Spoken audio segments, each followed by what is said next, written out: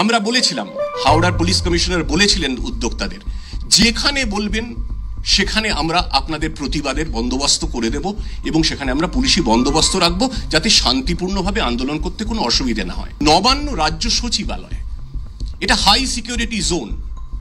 এখানে 163 বিএনএসএস মানে নতুন যে আইন কার্যকর হয়েছে সম্প্রতি, ভারতীয় নাগরিক সুরক্ষা সংহিতা, সেটা জারি আছে। এই ধারা অনুযায়ী রেস্ট্রিক্টেড এরিয়ায়, নবান্ন যার মধ্যে পড়ে, নবান্ন এবং তার সংলগ্ন এলাকায় 5 জন বা তার বেশি মানুষের একত্রে জমায়েত নিষিদ্ধ। উদ্যোক্তারা আমাদের কিচ্ছু জানাননি, ফর্মালি অ্যাপ্লাই করেননি। তারা সমাজ মাধ্যম এবং প্রেস কনফারেন্সে একটা ঘোষণা করে ডাক দিয়ে দায়িত্ব সেরেছেন। এটা বেআইনি, এটা করা যায় না। মাননীয় আদালত বলছেন শান্তিপূর্ণ আন্দোলনে পুলিশ হস্তক্ষেপ করবে না, কিন্তু তার মানে এই নয় যে আইনি বিধিনিষেধ, আইনসম্মত বিধিনিষেধ রাজ্য কার্যকর করতে পারবে না, সেই ব্যাপারে কোনো নিষেধাজ্ঞা নেই।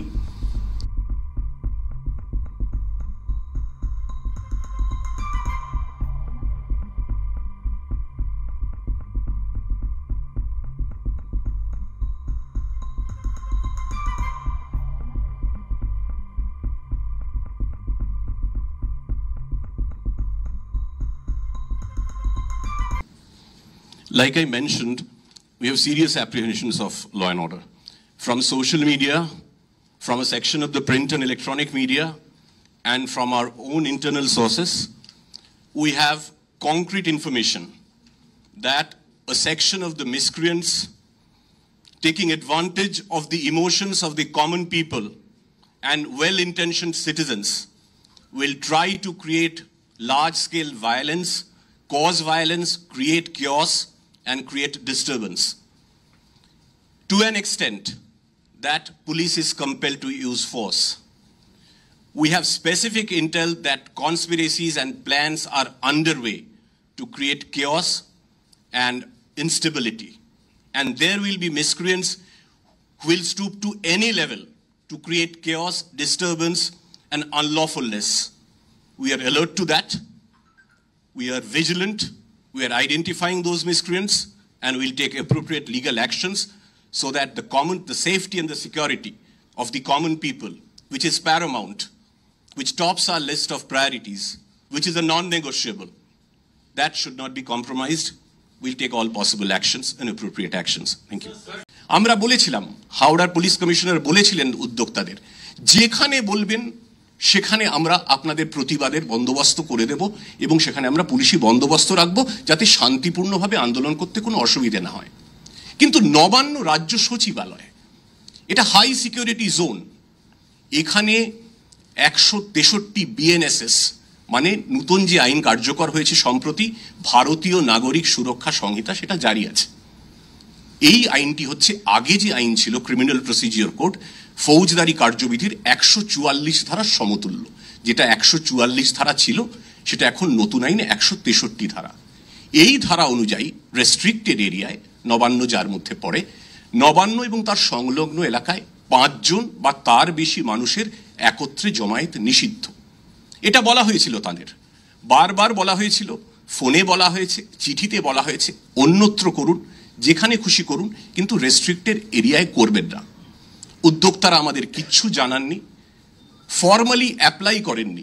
অনুমতি একটা চাওয়ার প্রক্রিয়া থাকে, আমরা এই প্রোগ্রাম করতে চাইছি।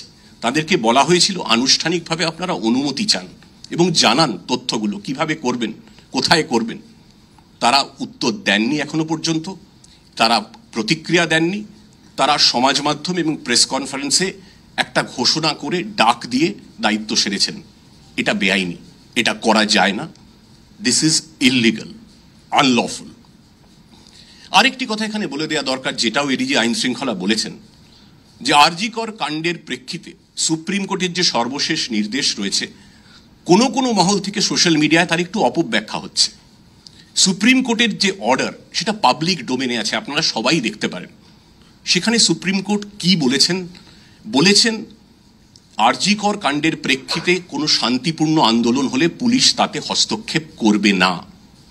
পাশাপাশি সর্বোচ্চ ন্যায়ালয় এটাও বলেছে, এবং আমি এবার অর্ডারটা কোট করছি, I am coating, this court has not injuncted the state from exercising such lawful powers as entrusted in terms of the law. আপনাদের অনুমতি নিয়ে আরেকবার বলছি, পুনরাবৃত্তি করি অর্ডারটা।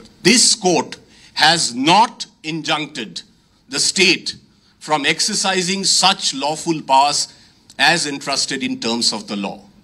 যার মানে কি দাঁড়ায় সাদা বাংলায়, মাননীয় আদালত বলছেন শান্তিপূর্ণ আন্দোলনে পুলিশ হস্তক্ষেপ করবে না, কিন্তু তার মানে এই নয় যে আইনি বিধিনিষেধ, আইনসম্মত বিধিনিষেধ রাজ্য কার্যকর করতে পারবে না, সেই ব্যাপারে কোনো নিষেধাজ্ঞা নেই।